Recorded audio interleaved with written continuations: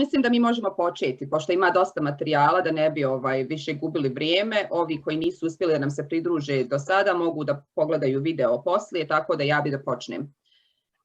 Uvaženi gosti, poštovani građani Bosne i Hercegovine, dobrodošli na današnji program. Ja sam Selma Porča i izvršna sam direktorica Kongresa Bošnjaka Sjeverne Amerike. Želim da se zahvalim ispred Kongresa Centralnoj izbornoj komisiji Bosne i Hercegovine i Generalnom konzulatu Bosne i Hercegovine u Čikagu na saradnji. Cilj današnjeg programa je edukacija o kako se registrovati za izbore u Bosni i Hercegovini putem novog portala e-izbori. Program će biti dostupan za dalje dijeljenje putem naše web stranice.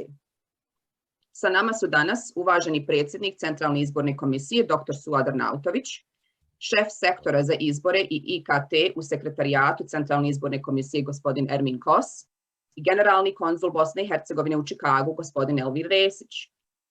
Profesor dr. Suad Arnautović je doktor političkih nauka, autor je velikog broja knjiga, stručnih radova, udžbenika i članaka vezano za izbore i izborne procese.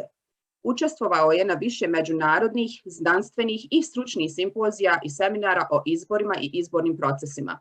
U periodu od 1995. do 2000. godine u svojstvu honorarnog predavača predavao je na Medicinskom fakultetu te Visokoj zdravstvenoj školi Univerziteta u Sarajevu, a poslije toga je predavao i na Fakultetu političkih nauka Univerziteta u Sarajevu. U junu 2004. godine Predstavnički dom Parlamentarne skupštine BiH dr. Arnautovića imenuje za člana Centralne izborne komisije BiH po prvi put. U 2011. godini po drugi put, a u 2020. po treći put na mandat od 7 godina. Bio je predsjednik Centralne izborne komisije od 2008. do 2009. godine, pa je imenovan za predsjednika po drugi put 1. aprila 2022. godine na mandat od 21 mjesec. Autor je više muzičkih dijela, od kojih su najpoznatije pjesme Golubica i prva ratna pjesma o opkoljenom Sarajevu Procvjetani zlatni ljiljani. Dobro nam došli, dr. Arnautoviću, a ja ću da nastavim sa introduction dijeli naših drugih gostiju. Hvala lijepa, hvala na ovome predstavljanju, malo ste me i postidili, mogu vam reći, ali mi je izuzetna čast evo da sa kolegom Erminom i uvaženim konzulom budemo prisutni na ovoj vrsti jedne edukacije, informisanja naše dijaspore, naših građana koji glasaju van Bosne i Hercegovine. Nadam se da ne samo u Sjevernoj Americi, nego i šire će nas moći gledati u ovoj zoni, jel ko bude zainteresiran. Dakle, koliko budemo mogućnosti, mi ćemo odgovoriti na pitanje, što ne budemo mogli, mi ćemo to pribilježiti, pa će biti prilike da odgovorimo na drugi način. Još jednom hvala na poziv. Apsolutno. Gospodin Kos radi u Centralnoj izbornoj komisiji od 2002. godine, učesnik je većeg broja seminara iz oblasti izbora, u kojima je kao koautor napisao više priručnika i stručnih tekstova. Magistar je politologije, a prva radna iskustva u oblasti izbornog procesa stekao je još u 1998. godini u misiji OSCE-a kao član lokalne izborne komisije. Dobro nam došli, gospodine Kos. Hvala na pozivu, čast mi je također prisustvovati ovoj opciji. Generalni konzul Bosne i Hercegovine u Čikagu, Elvir Resić, magistar je lingvističkih nauka, rođen je i školovao se u Sarajevu. Radio je kao profesor bosanskog jezika i književnosti i obavljao je dužnost pomoćnika načelnika općine Novi Grad Sarajevo kao i direktora televizije Sarajevo. Objavio je veliki broj tekstova, a bio je i urednik nekoliko knjiga, od kojih svakako treba izdvojiti historijski roman u 4 toma Dugo svitanje autora Halida Kadrića. Dobro nam došli, konzul Resić.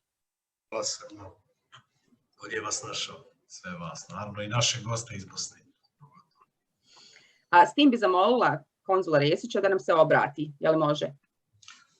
Može, svakako, ja ću samo 1 minutu, 2 iskoristiti, prije svega da izrazim zadovoljstvo što imamo priliku, evo iz prve ruke čuti ljude koji su sigurno u ovom trenutku najpozvaniji da govore o izbornom procesu, kao i o registraciji birača izvan Bosne i Hercegovine. Mi smo građani, odnosno oni koji su bili zainteresirani, imali su priliku da postave pitanja do petka i to je dobro, jer ta je forma dobra da se jednostavno ovaj čitav Zoom meeting ne bi sveo na neku formu koja ne bi uopće dala rezultat, koja ne bi bila efikasna. Međutim, koliko ponovo bude i nakon ovoga nekih nedoumica, pitanja, ja pozivam barem ove naše ljude koji su građane Bosne i Hercegovine, koji su u Americi, da koliko žele da dobiju možda brzi odgovor, ono što mi znamo, mogu se obratiti diplomatsko-konzularnim predstavništvima, a ono što mi ne budemo znali, mi ćemo uputiti pitanje, naravno, Centralnoj izbornoj komisiji. Zašto ovo govorim? Zato što u ovim trenucima ja sam uvjeren da Centralna izborna komisija ima ogroman posao, puno rade, a čini mi se da nisu imali priliku da angažiraju dodatno osoblje još i znam da je tu, što kažu, teret na nekolicini ljudi.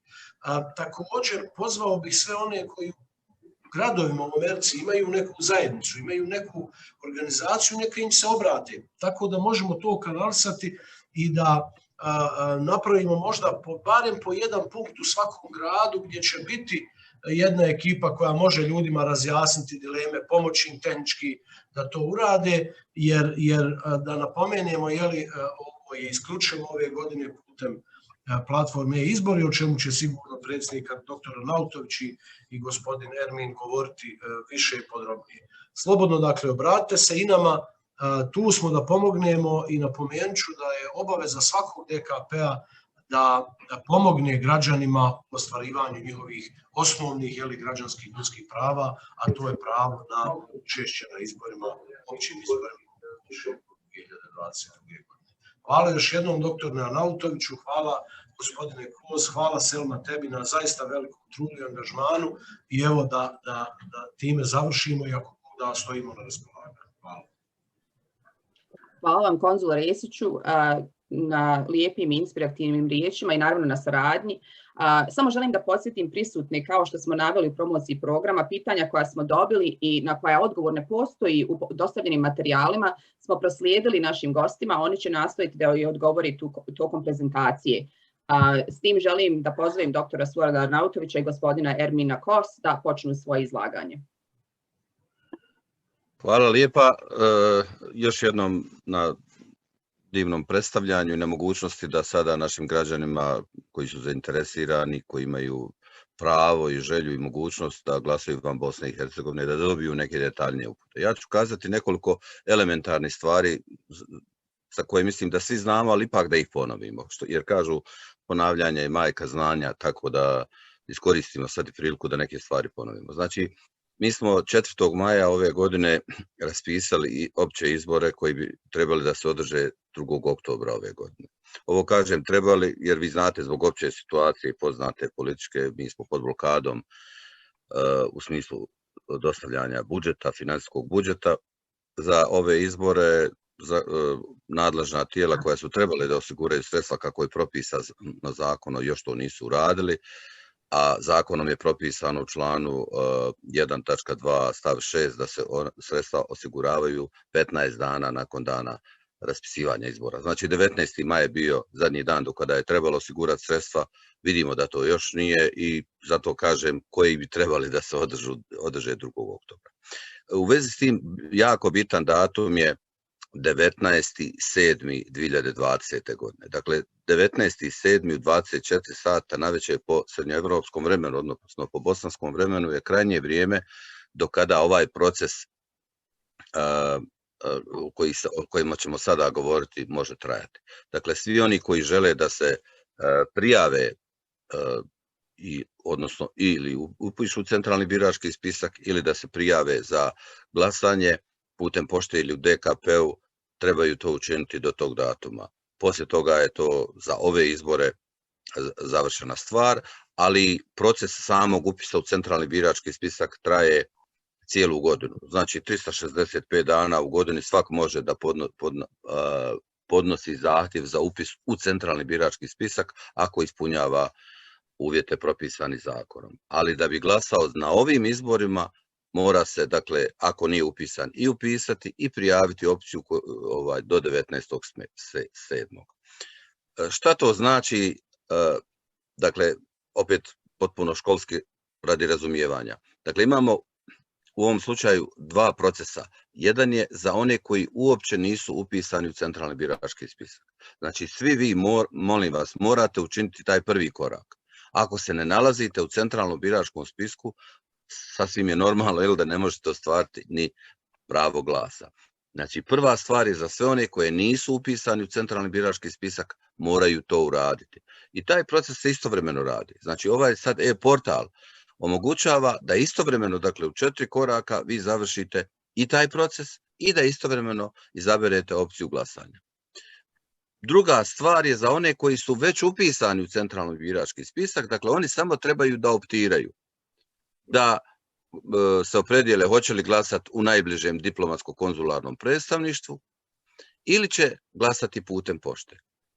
Ako se opredijele i stave onaj iksić da će glasati u najbližem diplomatsko-konzularnom predstavništvu, a zbog različitih razloga, nedovoljnog broja prijavljenih ili nepostojanja tehničkih uvjeta za održavanje glasanja u tom DKP-u, oni se po automatizmu prebacuju na ovu drugu opciju, znači glasanje putem pošte i koverta će im doći na onu, sa glasačkim listićem, na onu adresu koju su stavili u prijavu.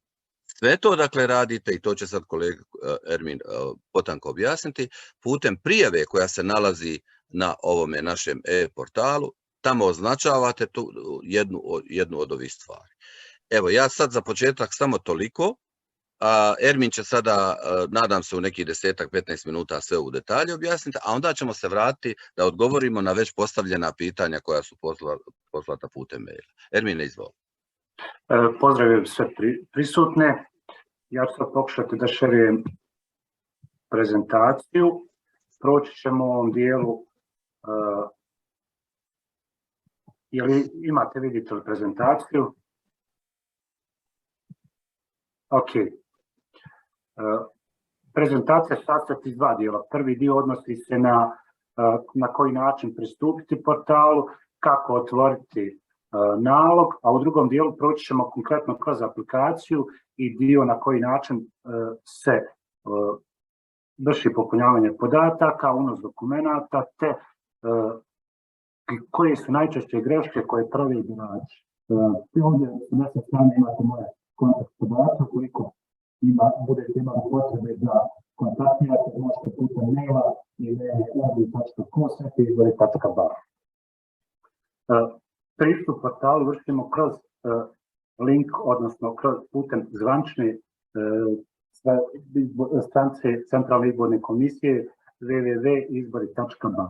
Nakon što ukucate www.izbori.ba, otvorit će vam se prvi gornji ekran, ova slika.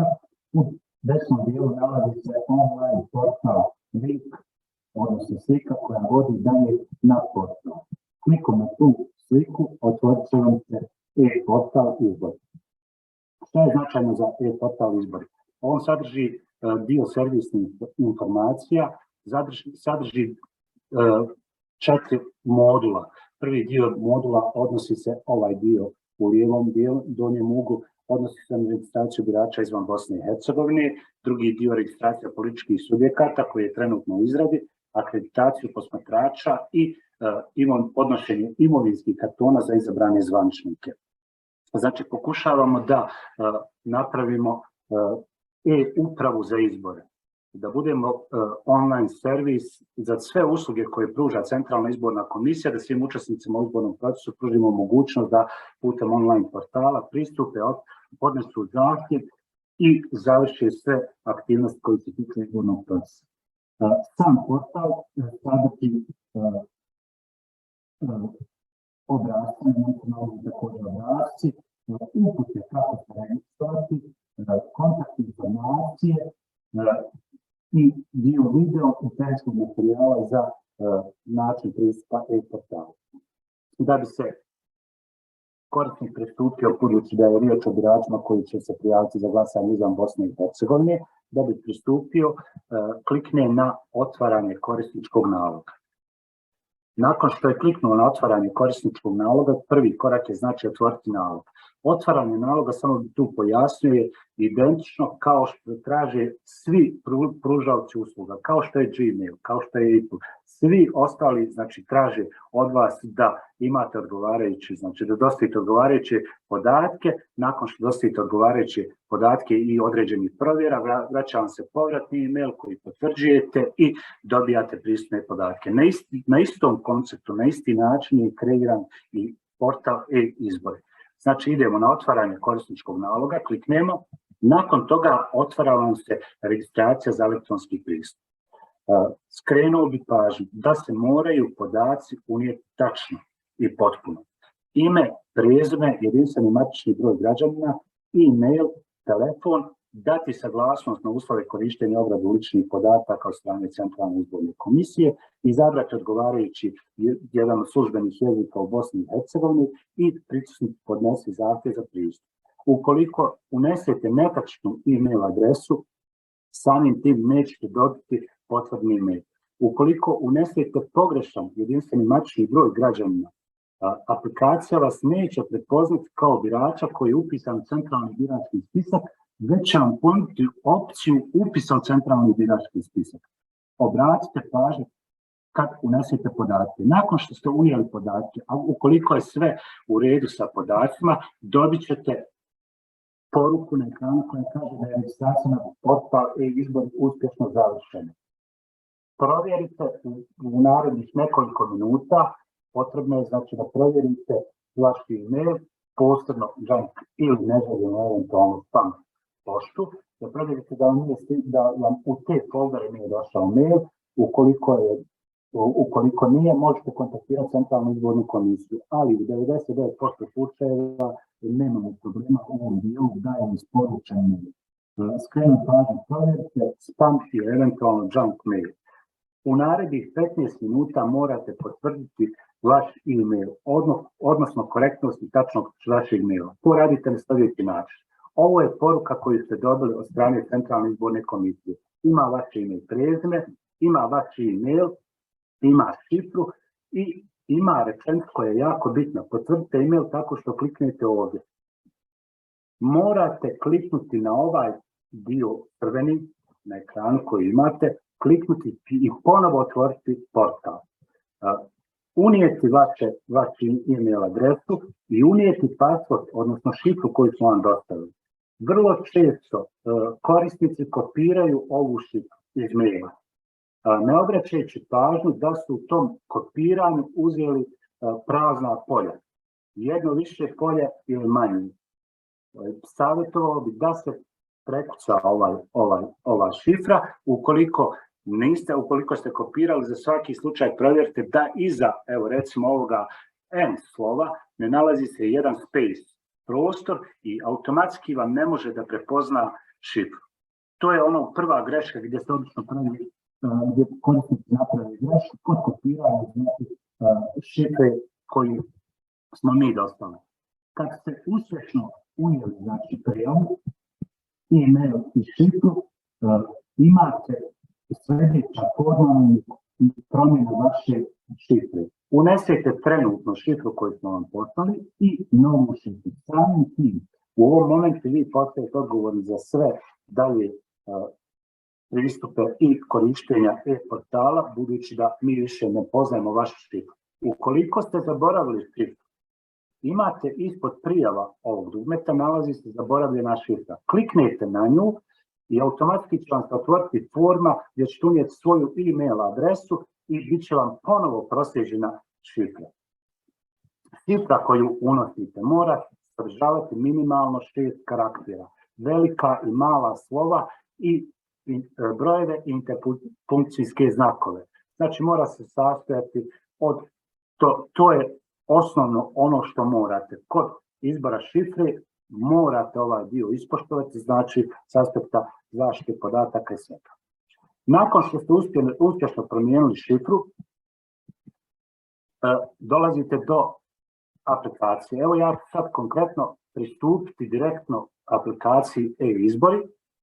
Ovo je direktno znači aplikacija e-izbori. Ukoliko vam je potrebna pomoć do prijava dugmeta, imate zahtjev za pomoć. Kad kliknete na nju, otvara se forma, unesete svoj zahtjev i mi ga automatski dobijamo i odgovorit ćemo. Uglavnom, mislim da smo većinu zahtjeva do petka završili, obradili i pružili pomoć. Ja ću sad prijaviti na e-portal. Ovo je nešto što vi inače kao korisnici ne vidite, ali čisto zbog statistike, evo da vam kažem, 10.848 7 birača je otvorilo nalog, uspješno pristupilo portalu. Unos je završilo 4831 birač, 3257 birača je u toku je unos, a dok smo mi obradili nekih 2700 birača.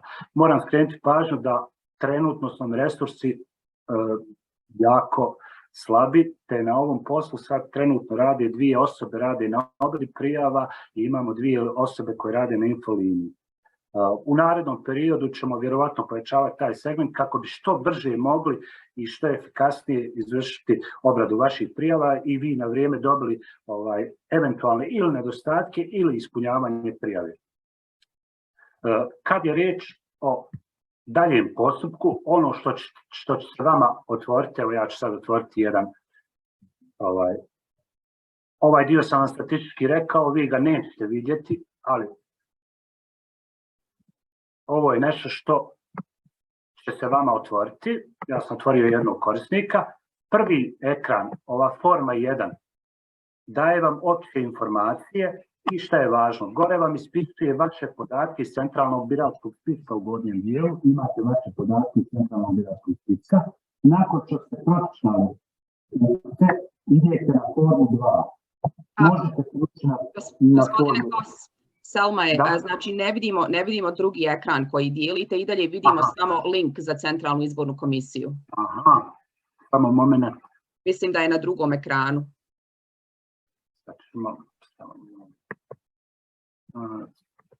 Da šerate ovaj fotografiju, nema problema.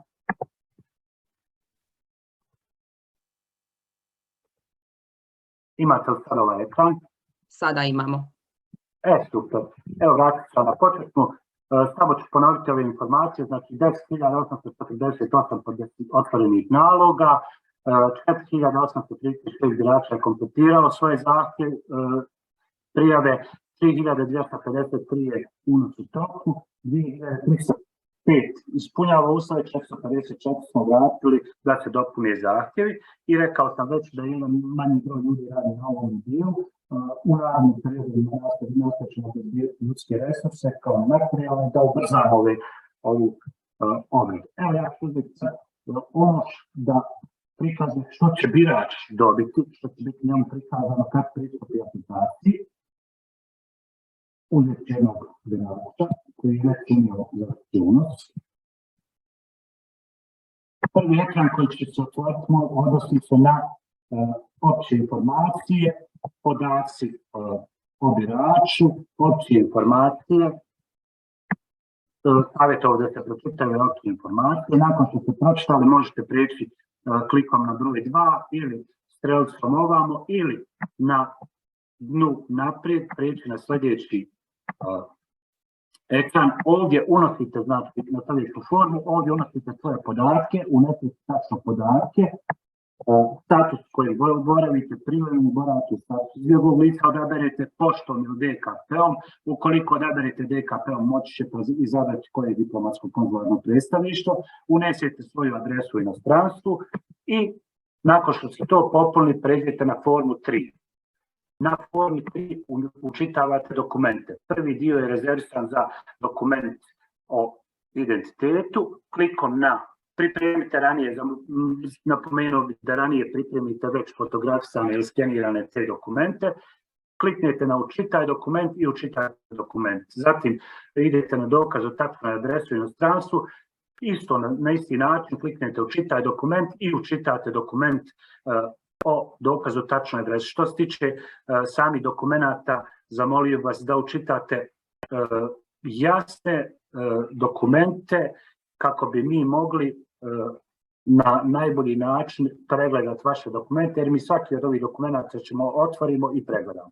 Nakon što ste završili taj proces, idete na proces štampanja obrasca, ištampate obrazac, potpišete obrazac i ponovo ga uploadujete na formi 4.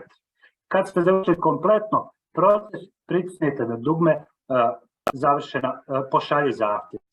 U tom kompletnom procesu završili ste proces štampanja. Nakon što mi dobijemo da je vaš zahtjev kompletan, mi ćemo obratiti zahtjev Ukoliko ispunjava uslove, ćete poruku da zahtjev ispunjava uslove. Ukoliko ne ispunjava, dobit ćete poruku da zahtjev ne ispunjava uslove, tačno razlogom zbog kojeg ne ispunjava uslov.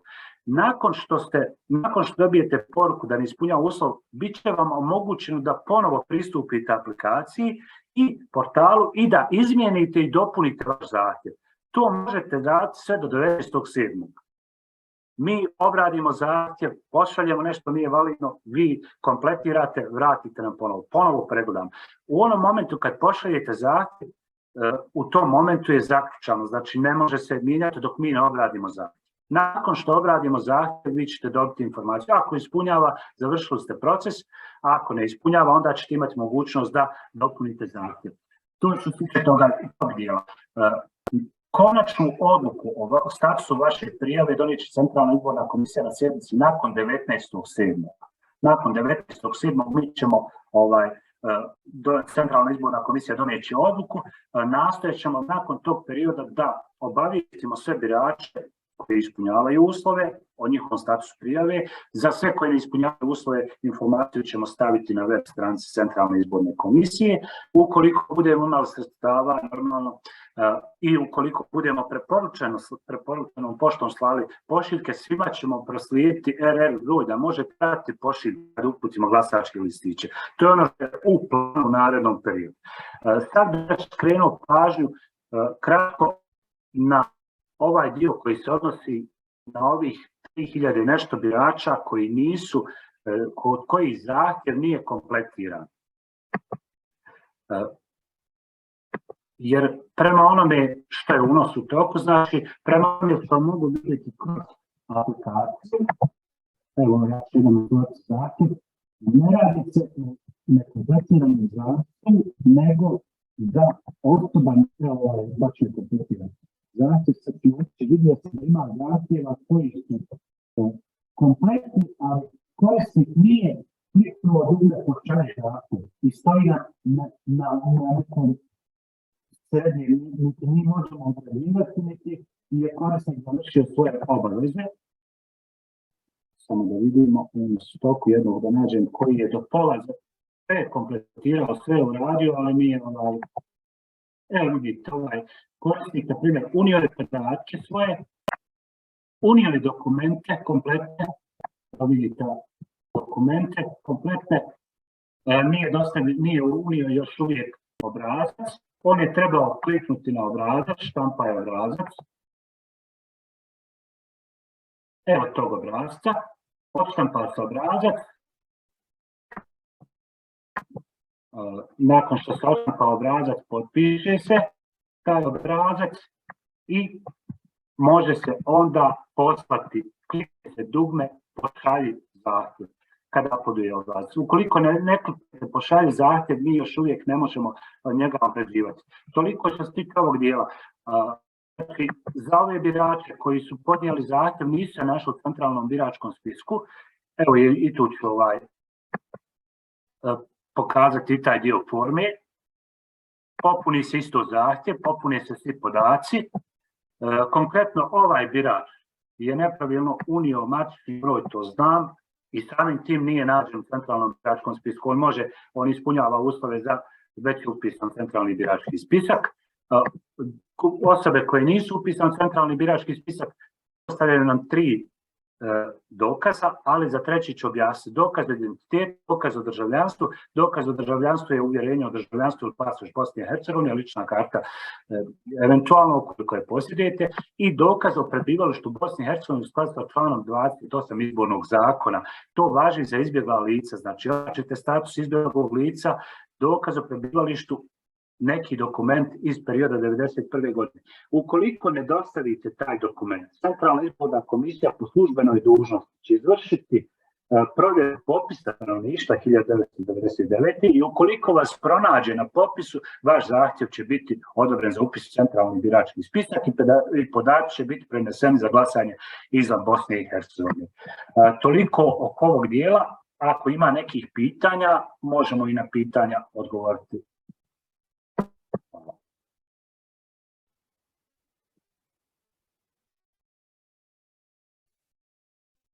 Doktor Arnautoviću, na mute ste. Evo ja ću vas. Odlično. Mogu li ja sad nastaviti ili ćete vi sad, evo izvolite. Izvolite vi. Dobro. Znači Erminu se zahvaljujem, mislim za uvod da je sasvim dovoljno. Ja sad ponovo da još neke stvari razjasnim generalno, pošto može biti neki nesporazuma, pa ćemo onda ići na odgovarati na pitanja. Dakle, prva stvar koja možda nekome može zvučati malo čudno, Ermin je objasnio na obrascu imate dvije opcije, privremeni boravak ili status izbjeglice. O čemu se radi? Dakle, ako imate ličnu kartu, ako ste dolazili na godišnji odmor u Bosnu i Hercegovinu i izvadili ste uzmo CIPS ličnu kartu, vi ste po automatizmu odmah usmjereni na biračko mjesto u onoj općini gdje ste izvadili kartu. Naprimjer, ako ste iz Prijedora i došli ste na godišnji odmor u Prijedor, tamo ste izvadili ličnu kartu i vratili se u Chicago. Onog trenutka kad ste izvadili ličnu kartu u Prijedoru, vi ste prema adresi vašeg prebivališta u Bosni i Hercegovini, na primjer ako ste iz Kozarca, automatski prebačeni na redovno biračko mjesto. Znači, vađenjem CIPS lične karte vi idete na redovno biračko mjesto. I sad vidite, vi morate dobro paziti, hoćete li vi 2. oktobra biti u Prijedoru, da glasate na tom redovnom biračkom mjestu, ili ćete biti u Chicagu. Ako ćete biti u Chicagu, onda na ovom obrascu morate staviti X na onom privremeni boravak. Što znači da ste privremeno u Americi. Iako možda niste privremeno, ali ako ste student, ako evo na primjer konzul Resić je privremeno, on je trenutno tu u Chicagu.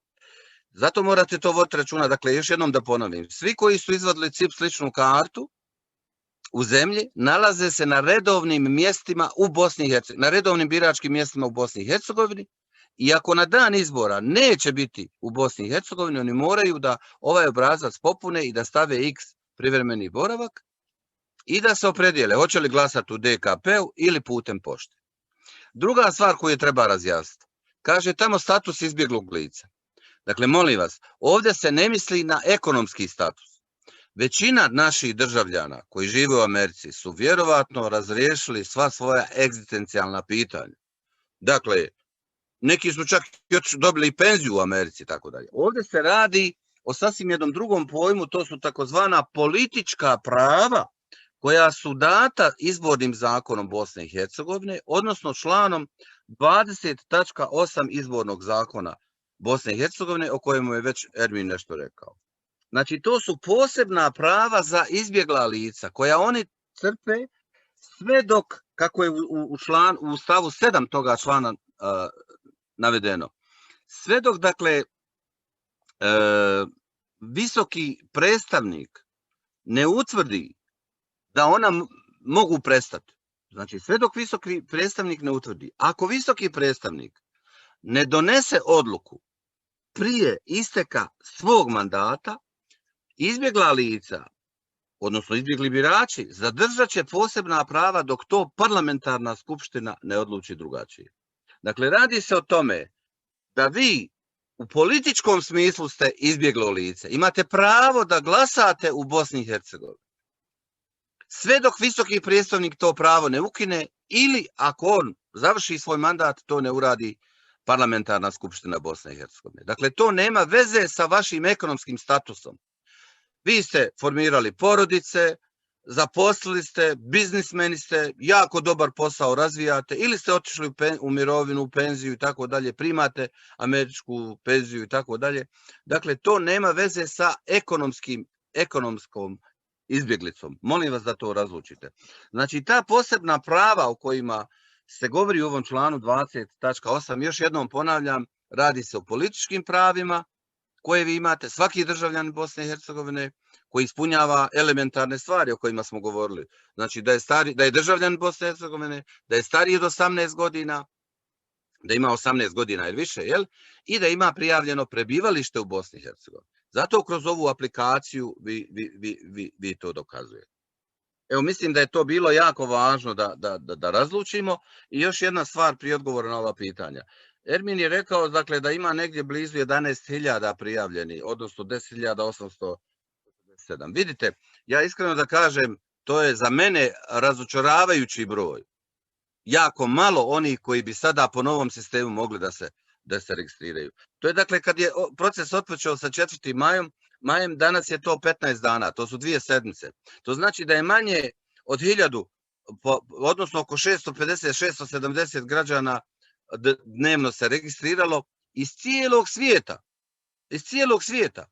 A samo u St. Louisu ja mislim da bi se moglo registrirati 50 do 70 hiljada birača da glasaju. A da ne govorimo o nekim još drugim sredinama u svijetu kao što su skandinavske zemlje ili Njemačka, Austrija i tako dalje i tako dalje. Dakle, vjerovatno će se to u narednom periodu pojačavati, ali moramo imati brojke u vidu. Za prošle lokalne izbore bilo je oko 150.000, više oko 152.000 prijava, od toga je jako veliki broj onih i duplih i nezakonitih i tako dalje. Na kraju je negdje oko 100.000 registrirano, ali je pravo manje od 40.000 iskoristilo. Ja bih zamolio Ermina da me koriguje ako budem tu nešto generalno pogriješio. Ali što hoću da kažem, jedno je znači broj koji se prijavi, sasvim je drugi broj koji će biti odobren i koji će biti registrovan, a potpuno je treći broj onih koji će iskoristiti svoje pravo. Dakle, iako se radi o elektronskoj prijavi, opet smo malo komotni, govorimo o onim koji bi željeli zaista iskreno da učestvuju u izbornom procesu, ali misle da je još vrijeme, da ima vremena i tako dalje. Vjerujte da nema vremena, idite u proces ako možete odmah od sutra, od radnog dana, pribavite ove dokumente koje vam trebaju i kako je Ermin rekao, prva radnja da ih skenirate i pohranite u folderu jednom na svom desktopu, a onda da ulazite u proces prijave i da samo onda uploadujete te dokumente. Time ste apsolutno, dakle, proces možete ga završiti u nekih između 12 i 15 minuta maksimalno, znači da odvojite vremena. Još jednom apeliram, evo i na konzula i na sve ostale, molim vas, mlađi svijet nek pomogne ovim starijim. Nemojte da to bude problem, jeli, da zbog toga, zbog eventualno nekog koraka nisu u stanju da ne znam, pripreme cijelu aplikaciju. Ja ću sada krenuti sa pitanjima, ali molit ću i Ermina da odgovara zajedno sa mnom. Imam neki 12 pitanja. Prvo je bilo, da li osobe rođene u inostranstvu nakon 1991. godine, a koje su u međuvremenu upisale u knjigu državljana BiH, imaju pravo glasati na izborima iako imaju u kojoj općini? Dakle, Ermin je to odgovorio. Apsolutno svi koji imaju, dakle svi oni koji su rođeni do 2004. godine imaju pravo da glasaju na ovim izborima. Jer tada dobijaju punoljetstvo, stupaju punoljetstvo. Međutim, moraju ispuniti ove uvjete. Dakle, nećemo vas naći na popisu 1991. godine, zato morate, ako niste još u centralnom biračkom spisku, morate taj proces završiti. A kad kaže u kojoj općini, znači tamo gdje, ako ste riješili pitanje prema zakonu o prebivalištu, ako ste riješili pitanje prebivališta, dakle oni koji su rođeni nakon, evo rekao sam, do 2004.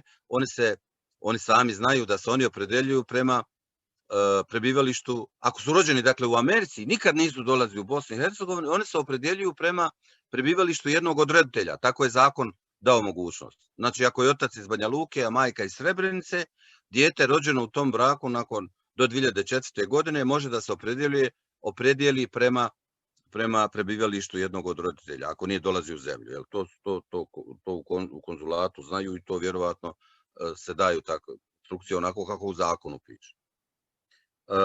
Drugo, ako je osoba upisana u birački spisak, a istekao je BiH dokument, da li se registrira sa stranim dokumentom i da li bira status izbjeglice ili privremeni boravak? Ja sam rekao, dakle, prvo tamo prema članu 5.12 izbornog zakona je propisano da moraju biti važeći dokument. Znači, ako se radi, još jednom govorimo o privremenom boravku, onda mora imati jedan od 3 važeća dokumenta sa fotografijom. To je osobna ili lična karta, važeća, to je pasoš i to je vozačka dozvola. A ako je sad drugi neki status, o tome smo govorili, pod identitetom u smislu člana 3.15 izbornog zakona, to je jedan od dokumenata i tamo vas tačno vodi ili ovaj, ili ovaj, ili ovaj, ili ovaj. Jel, o tome je malo čas govorio Ermin Kosa. Dakle, ako se radi, na primjer, o dokazivanju identiteta uz ovu ispunjenu prijavu, ide, dakle, prvo dokaz o identitetu podnosioca prijave. I uvijek je dokaz jedan od tih dokumenata. Ili pasoš, znači uslikano, ili važeća dozvola vozačka, ili važeća lična isprava izdata od zemlje domaćina, dakle od Amerike, tako dalje. Znači, time dokazujemo identitet. Državljanstvo smo rekli kako dokazujemo i dokaz o promjeni prebivališta u Bosni i Hercegovini u skladu sa članom 28, znate, to je jedan opcioni protokol. Ako ste bili u jednoj općini, pa ste prešli u drugu, tad to dokazujete. Dakle, daje vam se mogućnost, evo, bili ste, na primjer, u Srebrenici, pa ste prešli u Tuzlu i sad hoćete da glasate u Tuzli. Ali da s time ne zamaramo. Znači, to su rijetki sad vjerujem slučajevi gdje će biti tako nešto primijenjeno. Bitno je da ove ključne stvari uradite ako niste u CBS-u da se upišete, a ako jeste da adekvatno popunite prijavu. Još jednu stvar bih želio napomenuti. Ermin vam je sad pokazao kad sve ovo uradite da morate da otprintate prijavu i da je potpišete, zatim da je uslikate ili skenirate, pa da je tek onda ponovo aplaudujete. To je sad malo nekome možda i frustrirajuća i zamorna radnja, ali moram vas upozoriti, dakle, da naš zakon koji je donešen 2001. godine, a kasnije mijenjan, i da ova odredba je unešena 2006. godine, ona otad nije mijenjana. Znači, u stavu 5 člana 3.15 izbornog zakona je rečeno da popunjenu i potpisanu prijavu i potrebne dokumente podnosilac prijave može poslati telefaksom ili elektronskim putem. Dakle, to stoji u zakonu i mi nismo mogli drugu opciju učiniti, na primjer, da bude neki elektronski potpis ili nešto tako dalje. Morali smo, znači, tačno kako piše u zakonu, popunjenu i potpisanu prijavu. Zato imamo ovu dodatnu radnju da prijavu kad popunimo, da je, znači, odštampamo prvo, moramo imati, znači, štampač i moramo je potpisati, pa je skenirati ili fotografisati i ponovo je aplaudovati u portal. U tome još jednom, evo, mislim da treći put govorim, molim sve one koji se organizirano bave, kao što je Kongres Bošnjaka Sjeverne Amerike ili sve druge organizacije, dakle, koje nas prate i gledaju i tako dalje, da pomognu organizirano, ako nema, ne znam, u nekom nema štampač pa da se nešto pomogne da se to oštampa i tako dalje. Znači, uvijek mora prijava biti oštampana, potpisana, skenirana ili fotografisana i ponovo vraćena. Ermine, molim te, slobodno me prekini, uskoči, dopuni ako nešto bude što nije dovoljno jasno. Evo, ako mogu samo da privremeni boravak izbjeglica. Ukoliko ste označili privremeni boravak, morate dostaviti jedan od važećih identifikačnih dokumenta bosansko-hercegovačkih, lična karta, pasoš ili vozačka dozvola. Ako je privremeni boravak. Ako ste označili izbjeglo lice, onda možete i strani važeći dokument sa fotografijom. To je najbitnija stvar, da znate, nemojte označiti privremeni boravak, a dostaviti strani dokument. Jer vam onda neće biti ispravan dokaz o identitetu. To je. Hvala Ermine. Znači, još jednom da ponovimo zašto to govori, zašto je ova napomena važna. Ako ste u privremenom boravku, ako ste označili X, to znači da imate domaće dokumente, bosanske dokumente i da ste pridruženi biračkom mjestu u Bosni i Hercegovini. Uzeo sam primjer Kozarca i Prijedora i tako dalje. Zbog toga je važno da sad dokažete domaćim dokumentom da ste privremeno, neko je na liječenju, neko je na studiranju i tako dalje i tako dalje. Četvrto pitanje. Ako osoba ima uvjerenje o državljanstvu na djevojačko prezime, a američke dokumente na udato prezime, da li se može prijaviti za izbore u izbornoj jedinici u kojoj je bila popisana 1991. godine? Ermine, odgovori, molim te. Može apsolutno se prijaviti, znači dostavi nam dokaz o identitetu, dokaz o državljanstvu, to je upis u centralni birački spisak, mi ćemo provjeriti popis, ali bi zamolio tu osobu da pored ovih dokumenata dostavi i neki dokaz o promjeni prebivališta, vjenčani list ili nešto. Jer ukoliko mi budemo pretraživali popis 1991. bit će na popisu djevojačko prezime. Jako teško možemo identifikovati da je to ta osoba. Ako nam dostavi ove dodatne podatke, djevojačko prezime, datum rođenja, ime oca, grad, recimo gdje koje je prema popisu 1991. puno lakše ćemo identifikovati tu osobu i završiti taj dio upisa u centralni birački spisak. Znači sve osobe koje su promijenjale prezime, nek nam uploaduju još dokument kojim dokazuju promjenu prezimena i nikakav problem nije. Ermine, samo kratko pitanje, izvinjavam se, profesore. Da li postoji tehnička mogućnost da se to uradi? Da se uploaduje recimo još jedan dokument, kao što je vjenčani list? Da. Na svakom polju smo ostavili do 3 dokumenta da se mogu uploadovati. Na svakom polju. Znači do 3. Nismo imali tu ograničenja, pa smo onda primijetili da se može uploadovati 100-tinjak dokumenta, ali zbog naših resursa i prostora, onda smo smanjili taj broj na 3 dokumenta. Ali ako neko bude imao tehničkih problema da ne može, bude trebao 4-5 dokumenata, nikakav problem, mi ćemo to riješiti s tehničke strane. Ali mislim da je po svakom polju 3 dokumenta, 9 dokumenata sasvim dovoljno. Hvala. Četvrto pitanje. Što se tiče izjave za izbjegla lica koja će se učitavati umjesto dokumenta starijeg od 1992. godine, koliko vremenski treba da se provjeri jedno ime gdje je živjelo 1991. godine? Da li će biti dovoljno vremena da se provjeri mjesto prebivališta iz 1991. za sve kojima je potrebno? Ermin ne odgovori, ali pa ću ja jedan komentar. Apsolutno.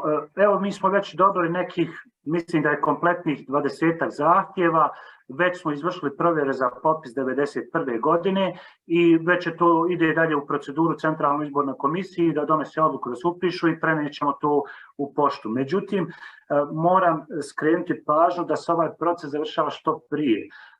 I da još naglasim da trenutno nemamo pune kapacitete da bi mogli dan za dan obrađivati taj dio i odmah dostavljati povratnu informaciju. Nadam se da ćemo u narednom periodu postići tu efikasnost ukoliko ovaj budžet bude odobren.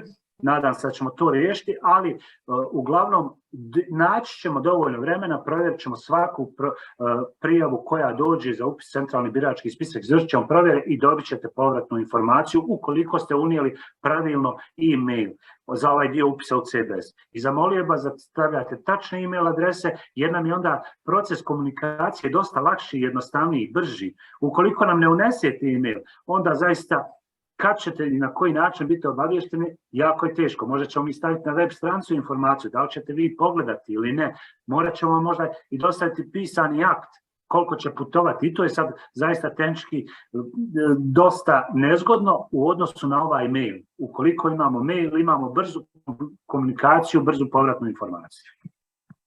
Hvala lijepa i ovaj komentar po ovim pitanjem moram ponoviti, dakle, ne bih želio da puno kukam i da vas zamaram, ali molim vas da znate, dakle, mi bismo sada, da je normalna situacija, da imamo budžet, mi bismo negdje oko 80 spoljnih saradnika angažirali, koji bi bili podijeljeni na više poslova. Naprimjer, na help desku imamo samo 2 osobe i sad možete misliti, a 24 sata dan traje, je li tako? Znači, mi bismo imali ljude u 3 smjene i za vašu zonu da možemo pokriti Kanadu, Ameriku, Australiju sa odgovorima tokom noći i tako dalje i tako dalje. I da ne spominjem još drugih poslova, pa i ovi o kojima smo malo čas govorili.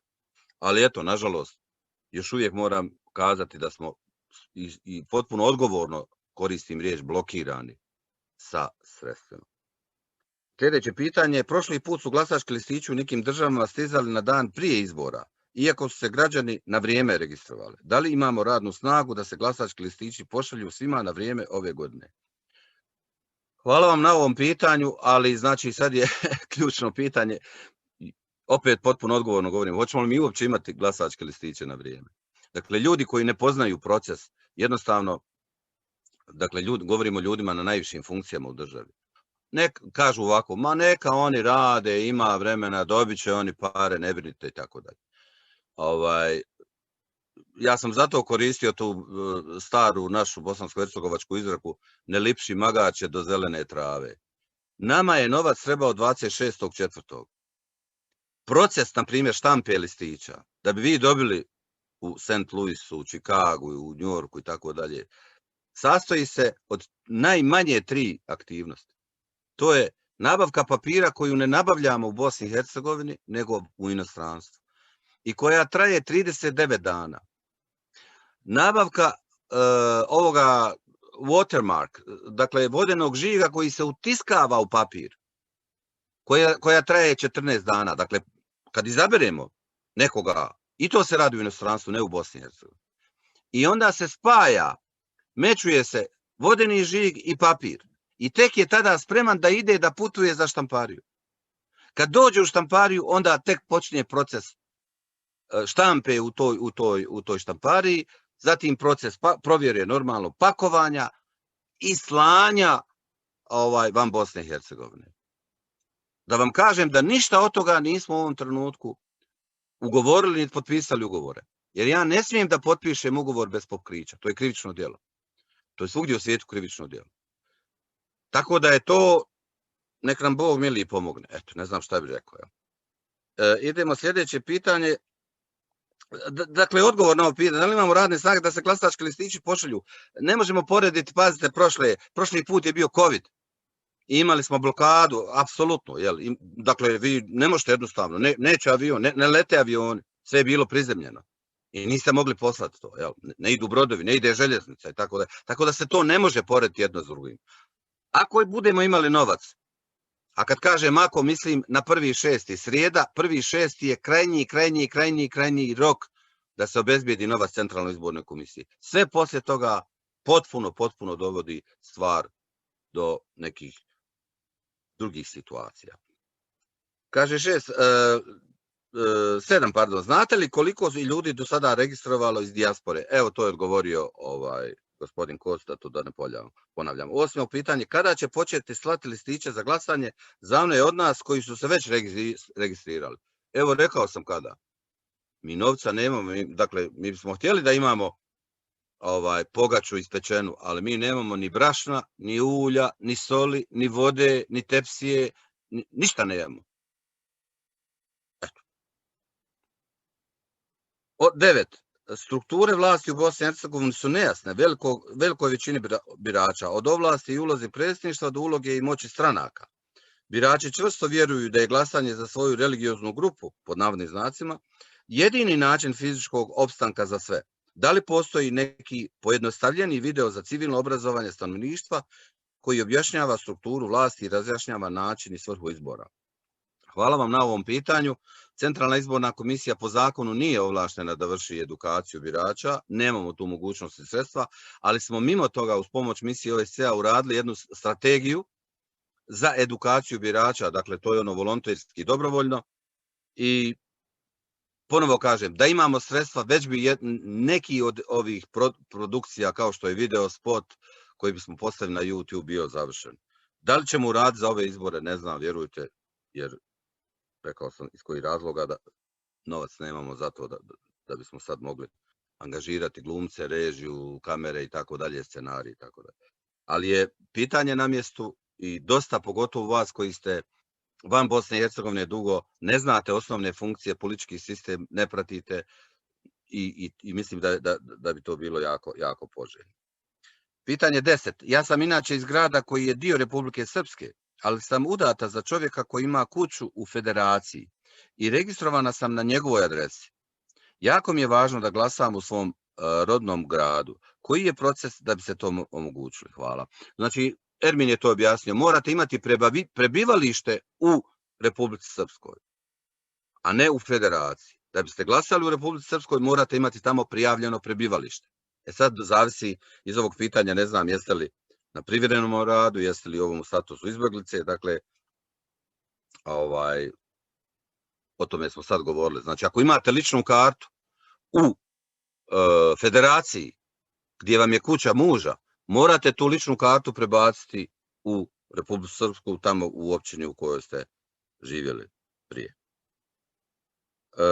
I 12. je pitanje, vezano, ono je političko pitanje i ja ne želim da u ovom odgovaram. Puno se zahvaljujem osobi koja je ovo postavila, ali molim vas da razumijete našu poziciju. Dakle, mi želimo da potpuno zakonito radimo, a zakon je propisao da smo kao Centralna izborna komisija nezavisni i nepristrasni u svom radu. I mi apsolutno ne želimo da ulazimo u političke konotacije. Ovo je dosta široko pitanje, vezano je za kandidaturu osoba, za antidejtonsko djelovanje, za poziciju OHR-a i tako dalje i tako dalje. Molim vas da se, dakle, da shvatite da nećemo komentirati politička zbivanja, političke kandidature, političke pozicije i tako dalje. Centralna izborna komisija ima taj princip takozvane ekvidistance.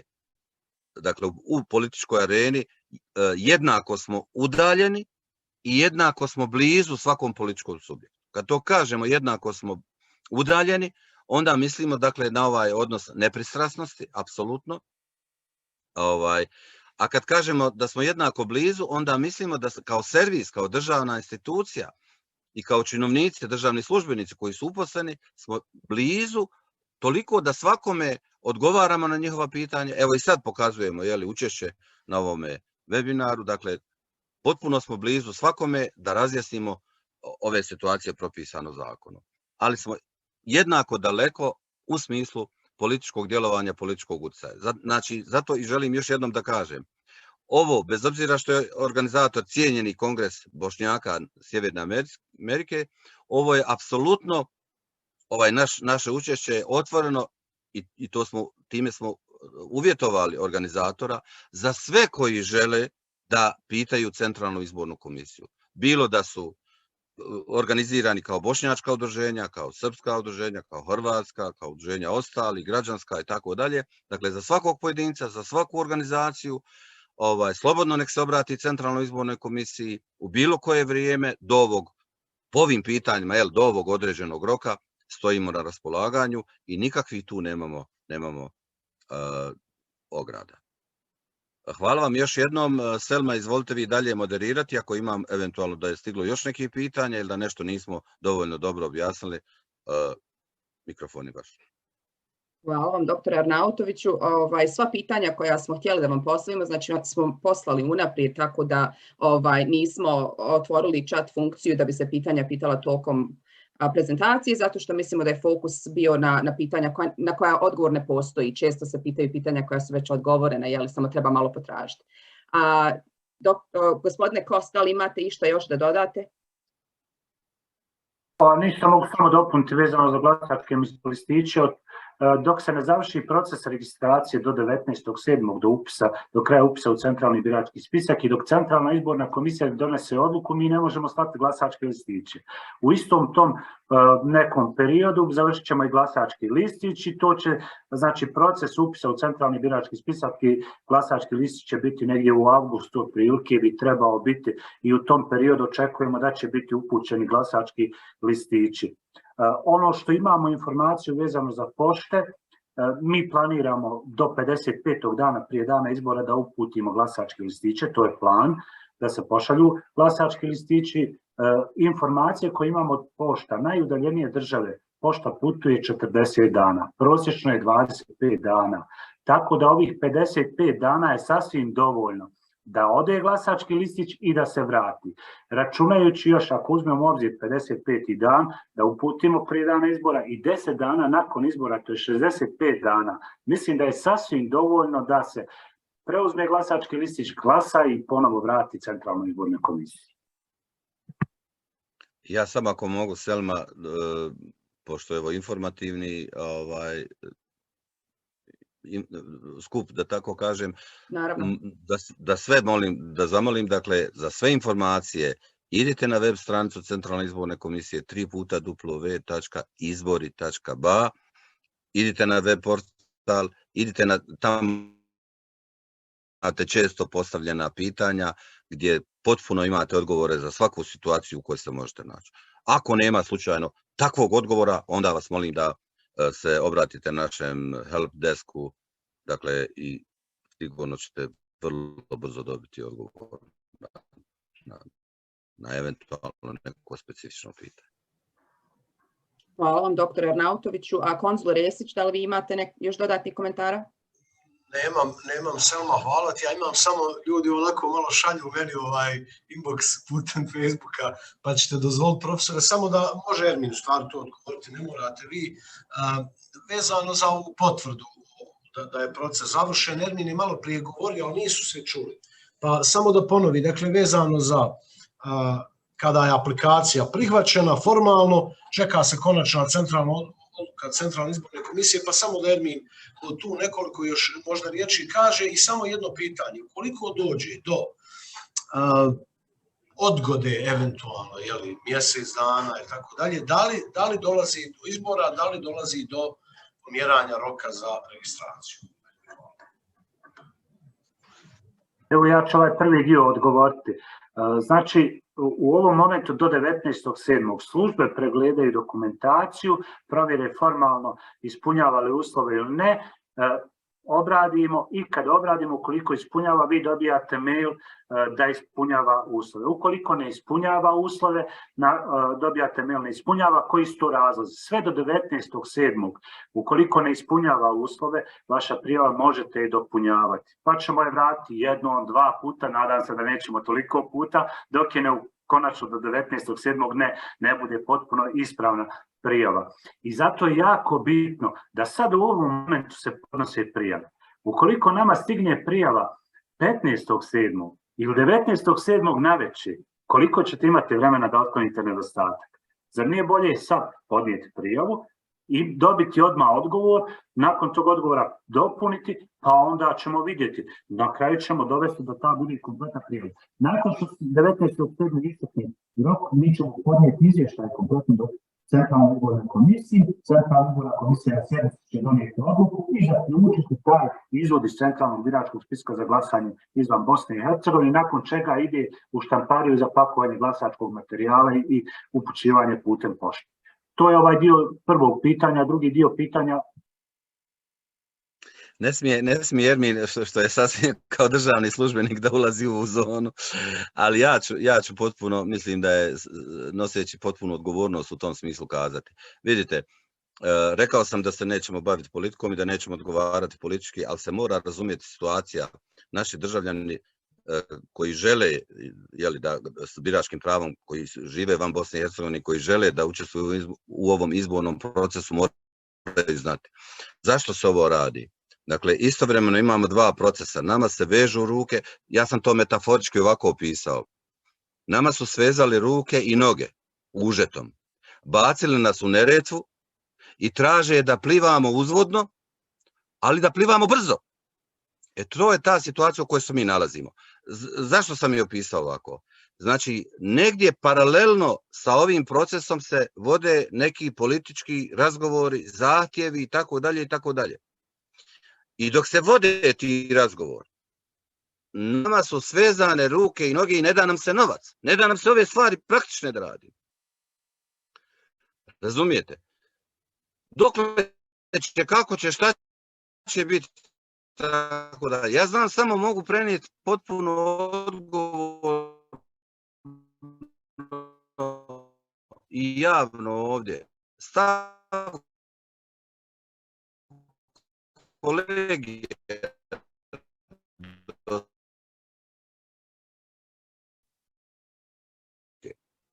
Doktor Arnautović. Ne mogu da dolaze u Centralnu izbornu komisiju. Da. Oprostite, izgubili smo vas na moment. Ja mislim da je bila loša konekcija. Možda zadnjih 10 sekundi nismo čuli. Hoću da kažem da se opcija odgađanja izbora nije opcija što se tiče Centralne izborne komisije. Ako nam daju novac, izbori će ili biti 2. oktobra ili neće uopće biti ove godine. A kad će biti, zašto će biti, onda će neko drugi mora to da pojašnjava. Ako nam se da novac i ako se izmijeni zakon eventualno u nekom dijelu, mi ćemo postupiti onako kako bude pisalo u zakonu. Jer naše ovlasti proizilaze iz ovlasti parlamentarne skupštine. Centralna izborna komisija nema posebne ovlasti. Ne stvaramo mi sebi prostor. Nama je prostor djelovanja propisan izbornim zakonom Bosne i Hercegovine i on se može promijeniti samo promjenom izbornog zakona. Prema sadašnjoj situaciji, pozitivnim propisima, mi pripremamo izbore za 2. oktobar, u tehničko-tehnološkom smislu ne možemo, kasnimo s nekim rokovima i ne možemo garantirati da će biti ako ne budu sredstva obezbeđena. To je, mislim, vrlo jasna poruka. Nažalost, na kraju, ali je takva. Hvala. Hvala vama, doktore, na odgovorima na dodatna pitanja. Ja mislim da je to. Hvala vam još jednom, doktore Arnautoviću i gospodine Kos, na izdvojenom vremenu i izlaganju. Želela bi da podsjetim prisutne da Centralna izborna komisija ne radi vikendom, tako da doktor Arnautović i gospodin Kos su odvojili svoje privatno vrijeme da bi bili danas sa nama i ja želim da im se iskreno zahvalim na tome. Hvala vam svima još jednom na prisustvu. Ako imate bilo kakva pitanja, posjetite portal izbori.ba ili e-izbori.ba i molim vas iskoristite svoje demokratsko pravo glasa i registrujte se za izbore u Bosni i Hercegovini. Hvala vam i doviđenja. Hvala. Hvala vam i doviđenja.